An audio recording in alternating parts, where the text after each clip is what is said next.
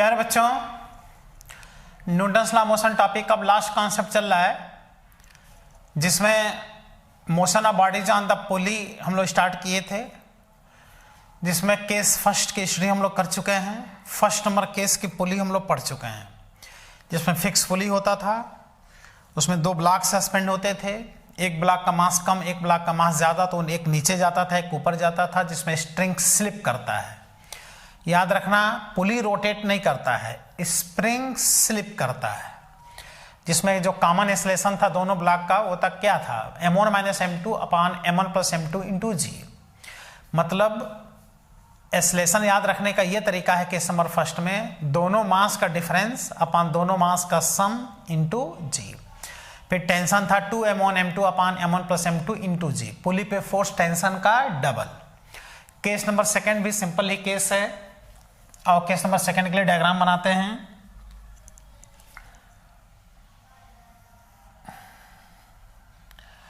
इसमें यहां पर पुली लगाया जाता है एक किनारे पे, ये पुली है,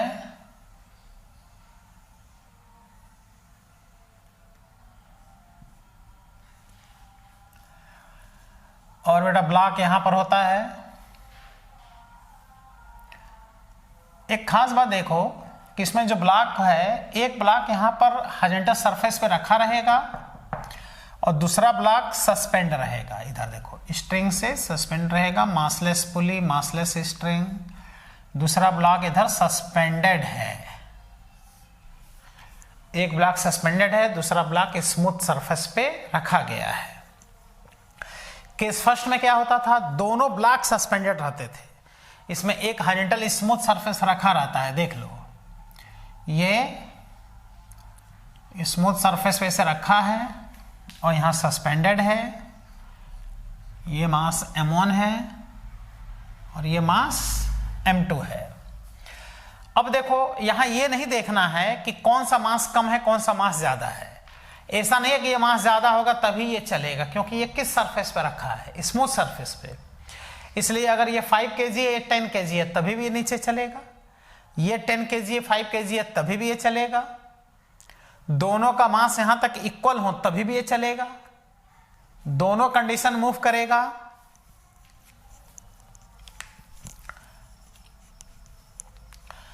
तो इस ब्लॉक का वेट कितना दिखाएंगे, m1g। इस ब्लॉक का वेट दिखाने की आवश्यकता नहीं है, क्योंकि वेट तो नॉर्मल रिएक्शन को बैलेंस कर देगा। टेंशन T बनेगा, यही टेंशन इस ब्लॉक को आगे खींचेगा। यहां और यहां सेम टेंशन दिखाएंगे। ये अगर ए एक्सेलरेशन से नीचे चलेगा तो डियर ये ए एक्सेलरेशन से आगे चलेगा। देख रहे हो? अब आराम से एक्सेलरेशन फाइंड कर लो, टेंशन फाइंड कर लो। इसमें टेंशन कम आता है। पहले वाले केस में टेंशन था 2m1 m2 upon m1 + m2 into g था ना, तो इस वाले में टेंशन में फॉर्मूले में 2 हट जाता है। तो एक्सेलरेशन फाइंड करना है और टेंशन फाइंड करना है। तो m1 ब्लॉक का अगर इसका इक्वेशन बनाएंगे तो ये नीचे आ रहा है। तो देखो, driving force minus opposing force equal to mass into acceleration. m1g - t equal to m1a। तो m1 ब्लॉक का इक्वेशन बनेगा m1g - t is equal to m1a। इस ब्लॉक का इक्वेशन बनाना है। तो ये ब्लॉक ऐसे आगे चल रहा है, तो पीछे तो कुछ लग नहीं रहा है, स्मूथ सरफेस है, फ्रिक्शन में नहीं लगना है, तो यही फोर्स इसको खींच रहा है। तो force equal to mass into acceleration. तो दूसरे ब्लॉक का इक्वेशन होगा t is equal to m2a। ये समझ में आया सबको? Second equation t is equal to m2 into a, क्योंकि अपोज तो कुछ करने वाला इसमें है नहीं, और जो वेट लगेगा वो नॉर्मल रिएक्शन को बैलेंस कर देगा। तो अब क्या किया जाता है, फर्स्ट और सेकंड इक्वेशन का सम कर दो। सम करोगे तो t से t कट गया, प्लस माइनस है, तो यहां से बचा m1g, t से t कट गया, is equal to m1a plus m2a। ये आ गया बेटा m1g, a कॉमन हो गया, ये आ गया m1 प्लस m2, तो यहां पे एक्सलेशन देख रहे हो कितना आया, m1 अपान m1 प्लस m2 इंटू जी। ये आ गया कॉमन एक्सलेशन, दोनों ब्लॉक का ये एक्सलेशन होगा। और पहले वाले केस में यहाँ m1 माइनस m2 होता था, सस्पेंडेड मास केवल m1 है, देखो m1 अपन दोनों मास का सम इंटू जी। अब टेंशन देखना है तो बस यहीं a का वैल्यू रख दो, देखो टेंशन आ गया, तो यह आ गया एक्सेलरेशन ऑफ ईच ब्लॉक्स, दोनों ब्लॉक्स का एक्सेलरेशन आ गया। अब अगर हम लोग सेकंड इक्वेशन से बाई सेकंड इक्वेशन में अगर a का वैल्यू रख दें तो देखो टेंशन आ जाएगा, तो टेंशन इन स्ट्रिंग m2 पहले से है और a का वैल्यू रखेंगे तब आएगा m1 m2 अपान m1 प्लस m2 इंटू जी।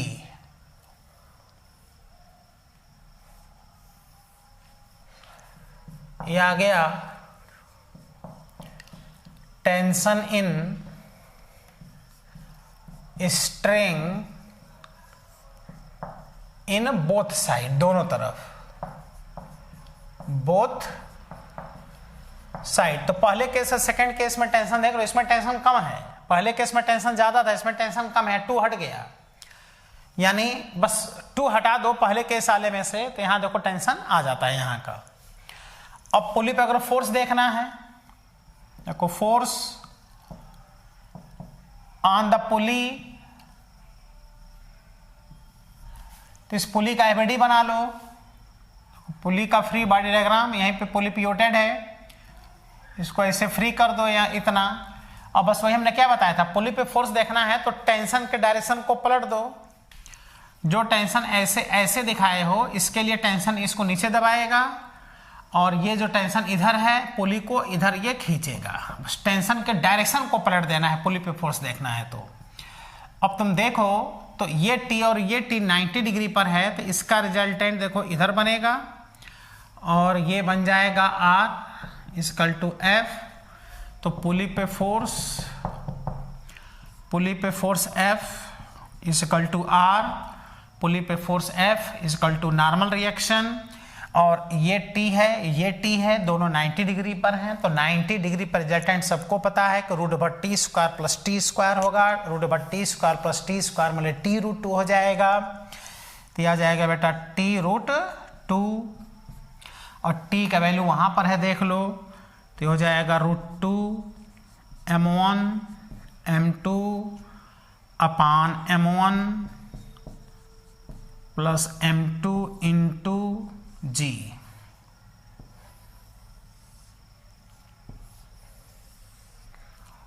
यह है पुली पे फोर्स। केस फर्स्ट में पुली पे जो फोर्स होता था नॉर्मल रिएक्शन टेंशन का डबल होता था, और केस सेकंड में जो पुली पे फोर्स होता है नॉर्मल रिएक्शन टेंशन का √2 टाइम्स होता है। ये सब चाहो तो एकदम दिमाग में रखे रहो, डायरेक्ट भी याद रहता है। तो बेटा केस नंबर सेकंड हम बता दिए, अब हम इस पे क्वेश्चन सॉल्व कराने चल रहे हैं। जैसे केस नंबर फर्स्ट पे हमने क्वेश्चन करा दिया था, वैसे केस नंबर सेकंड पे भी बेटा हम क्वेश्चन करा दे रहे हैं।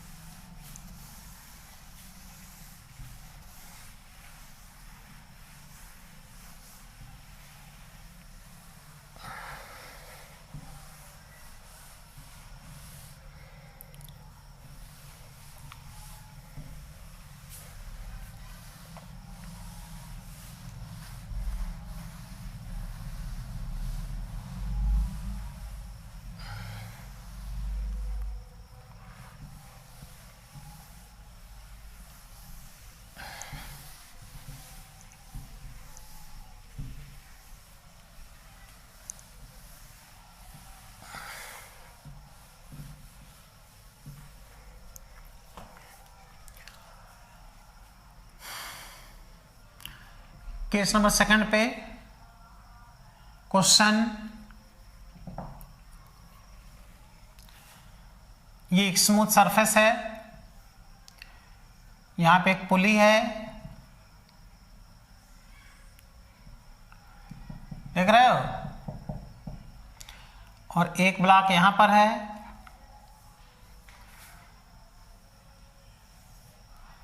एक ब्लॉक यहां पर है, यह है 10 kg, यह है 5 kg। देखो 10 kg 5 kg तभी भी ये नीचे आएगा, और ये 5 ये 10 होता तभी भी ये नीचे ही आता, क्योंकि ये स्मूथ है ना बेटा, स्मूथ पे निश्चित तो क्या करेगा, स्लिप करेगा। तो इसमें इसका एक्सेलरेशन डाउनवर्ड बनेगा, इसका एक्सेलरेशन डाउनवर्ड बनेगा। तो फाइंड करना है दोनों ब्लॉक का एक्सेलरेशन, स्ट्रिंग में टेंशन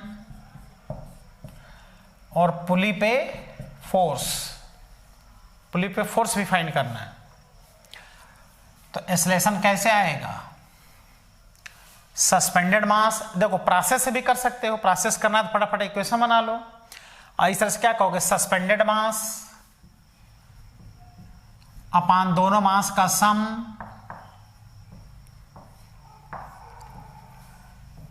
तो ये हो गया सस्पेंडेड मास 10 अपान 5 + 10 इंटू जी, देख रहे हो। तो ये हो गया 10g अपान 15। तो a का वैल्यू आ गया कितना, 5 से कैंसिल कर दो तो 2g अपान 3। ये देखो दोनों ब्लॉक का एक्सेलरेशन आ गया, 5 से कैंसिल कर दो तो 2 आ जाएगा, यहाँ 3 आ जाएगा। टेंशन, टेंशन होता है m1 m2 अपान m1 + m2 इंटू जी, ये टेंशन होता है। अच्छा फर्स्ट केस में टेंशन यहाँ 2 होता है, यहाँ पे 2 हट जाता है। तो m1 हो गया कितना, 5 इंटू 10 अपान 5 + 10 इंटू जी, ये हो गया 5 इंटू 10 इंटू जी अपान 15। तो ये आ गया 10g अपान 3 न्यूटन का टेंशन आ गया। g का वैल्यू अगर 10 रख दो तो 100 अपान 3 हो जाएगा, 100 अपान 3, तो नियर अबाउट 33.3 न्यूटन का टेंशन आ गया। और force on the pulley normal reaction, अभी हमने इस पे फोर्स ऑन द पुली बताया था। नॉर्मल रिएक्शन F ये होगा T√2, तो √2 इंटू टी का वैल्यू 33.3 अपना मल्टीप्लाई कर लेना। ये देखो इस पे क्या आ गया, फोर्स आ गया। तो दो तरीका है सॉल्व करने का, चाहो तो फॉर्मूले से सॉल्व कर लो, चाहो तो इक्वेशन बना लो। इक्वेशन बनाओगे तो ये फायदा होगा, फॉर्मूला नहीं रटना होगा। इसका वेट दिखा दो, इसका वेट दिखा दो, डाउनवर्ड मोशन, फॉरवर्ड मोशन। ठीक बेटा, कंप्लीट करो।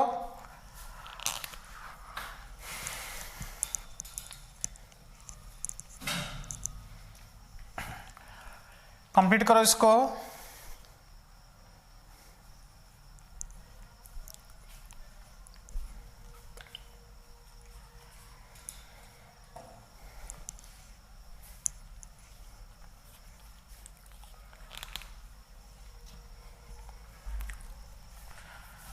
मिटाते हैं, नेक्स्ट क्वेश्चन इस पे सॉल्व कराते हैं।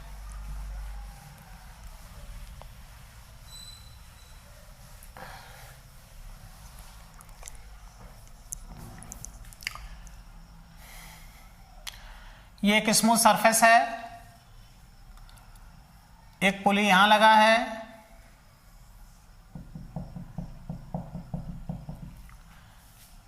और एक पुली यहां लगा है।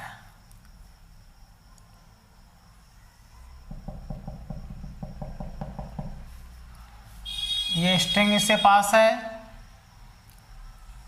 ये स्ट्रिंग इधर आ गया, ये स्ट्रिंग घूम के इधर आ गया,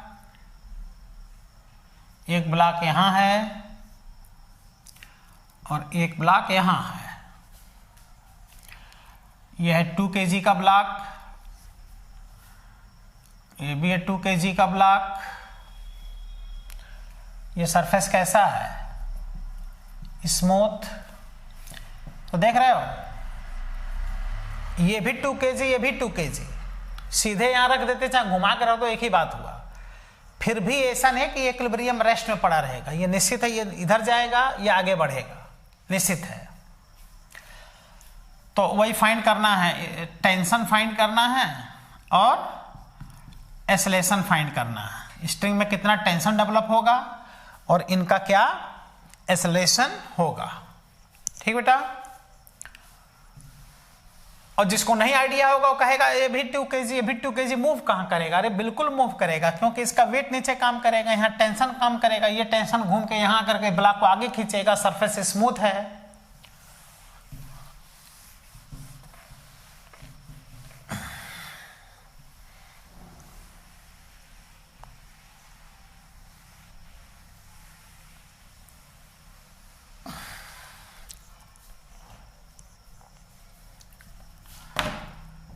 तो जब हम इसको सॉल्व करेंगे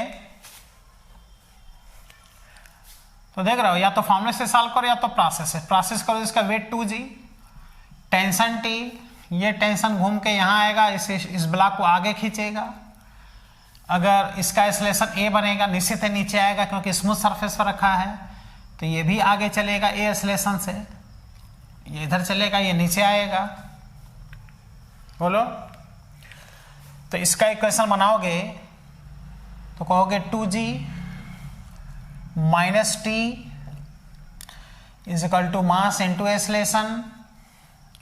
इसका इक्वेशन बनाओगे तो टेंशन इसको आगे खींचेगा, तो t is equal to mass into acceleration.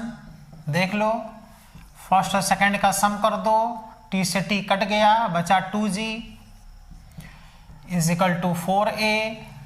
यहाँ से एक्सेलेरेशन आ गया 2g अपान 4, 20/4, 5 मीटर पर सेकंड स्क्वायर का दोनों ब्लॉक का क्या आ गया? एक्सेलेरेशन आ गया। अब अगर टेंशन फाइंड करना है तो सेकंड इक्वेशन से टेंशन फाइंड कर लो, t बराबर 2a। देखो 2a का वैल्यू 5 इज इक्वल टू कितने न्यूटन? 10 न्यूटन। देखो 2 इंटू 5, 10 न्यूटन का इसमें क्या आ गया? टेंशन। समझ में आया बेटा? लो case number second, case number first का क्वेश्चन कराया, केस नंबर सेकंड बता रहे हैं, इस पे 2 क्वेश्चन करा रहे हैं। इसको कंप्लीट कर लो, फिर उसके बाद से हम असाइनमेंट से एक क्वेश्चन करा रहे हैं, 29 number question of second level. Case number second का ही क्वेश्चन है, सेकंड लेवल का क्वेश्चन नंबर 29। इसको कंप्लीट करो।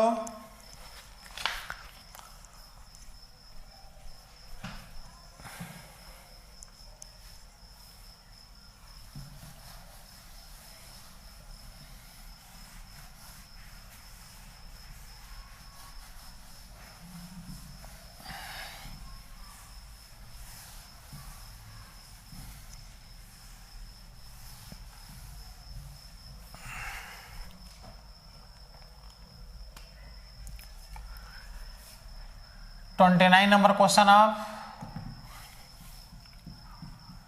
Second level.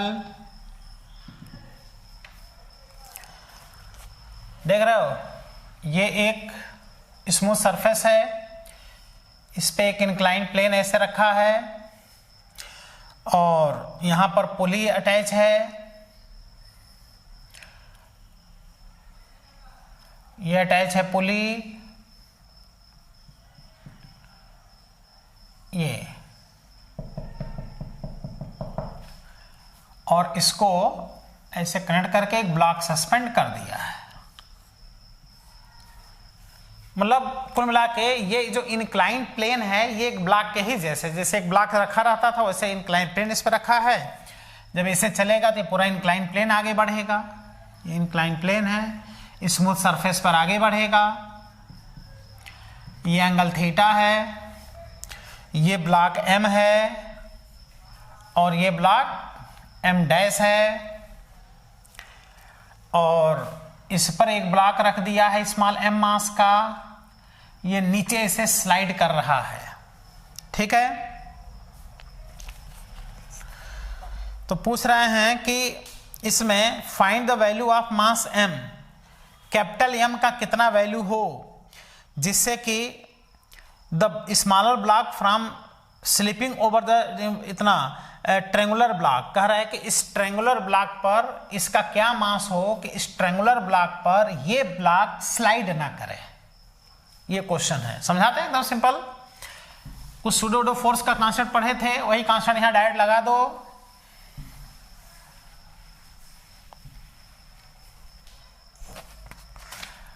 कह रहा है कि फाइंड कैपिटल एम ब्लॉक का मास बताओ, so that capital M mass का वैल्यू बताओ, so that small M mass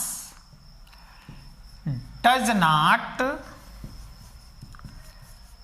not sliding down on the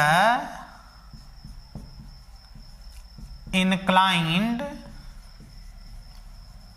plane, inclined plane पर वह स्लाइड न करे। इसके लिए इसका क्या वैल्यू होना चाहिए? ठीक है, इसका वैल्यू तो तुम ही बताओ ना। इंक्लाइंड प्लेन पे हम बता चुके हैं सूडो फोर्स के केस में, किसी भी स्मूथ इंक्लाइंड प्लेन पे कोई भी ब्लॉक स्लाइड कब नहीं करता है? जब पूरा सिस्टम जी tan थीटा से मूव कर जाए। याद करो, यानी कुल मिला के इसका एक्सेलरेशन पता चल गया भाई। इसका वेट काम करेगा mg, यहां बनेगा टेंशन t, ये ऐसे चलेगा, वही टेंशन यहां पे लगेगा,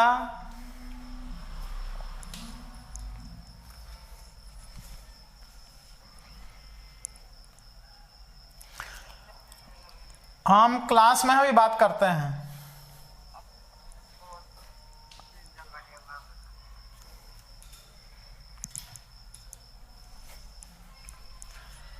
तो देख रहे हो mg, टेंशन t, एक्सेलरेशन,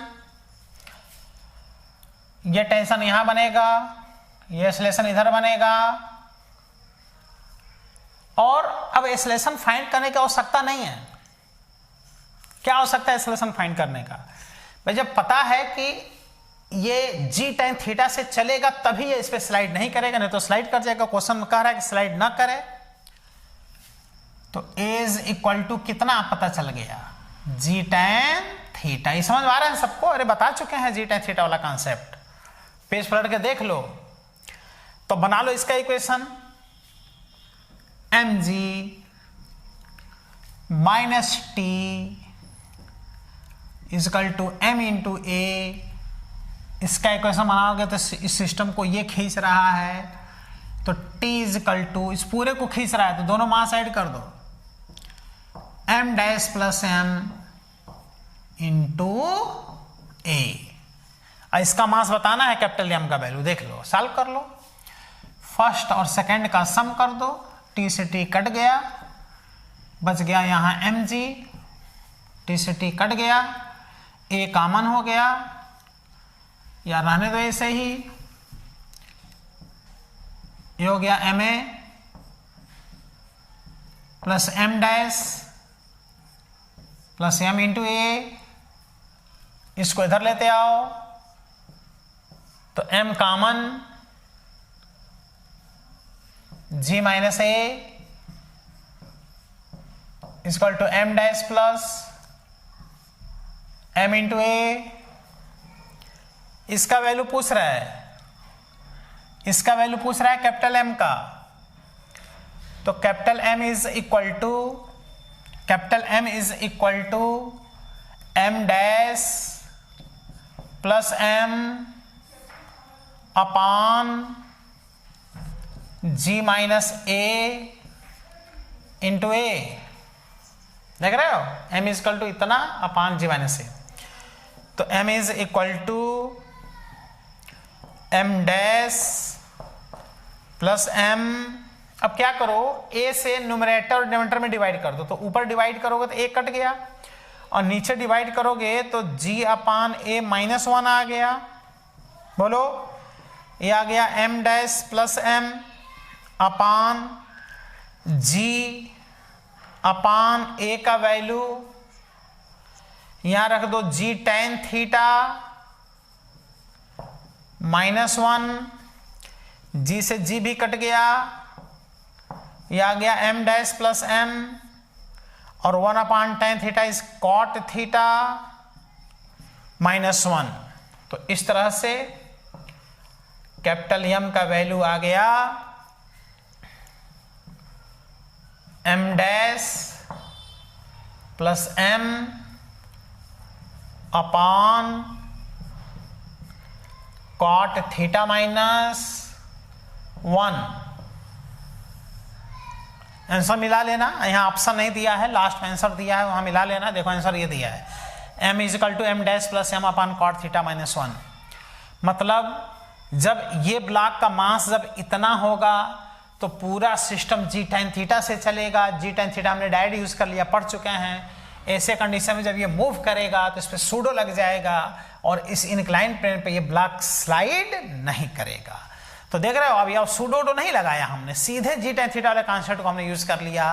तो जब जी tan थीटा हमने बताया था तो वहां पे हमने सिखाया था कि इस कॉन्सेप्ट को हम आगे यूज करते रहेंगे, डायरेक्ट यूज करेंगे। तो आज केस नंबर सेकंड में हमने बता दिया, इसके पहले केस नंबर फर्स्ट बता दिए। अब कुछ केसेस और बचे हुए हैं, अगले लेक्चर में कुछ और केसेस बताएंगे और क्वेश्चन कराएंगे। लास्ट कॉन्सेप्ट चल रहा है, पुली का केस पढ़ लेंगे तो उधर फ्रिक्शन फिर हम लोग को आगे पढ़ना रहेगा। फ्रिक्शन भी बहुत इंपॉर्टेंट होता है और फ्रिक्शन एक तरह से न्यूट्रल लॉ मोशन का सेकंड पार्ट है, क्योंकि न्यूट्रल लॉ मोशन में हर सरफेस स्मूथ होता है, लेकिन फ्रिक्शन में सारे सरफेस क्या होते हैं बेटा, रफ होते हैं।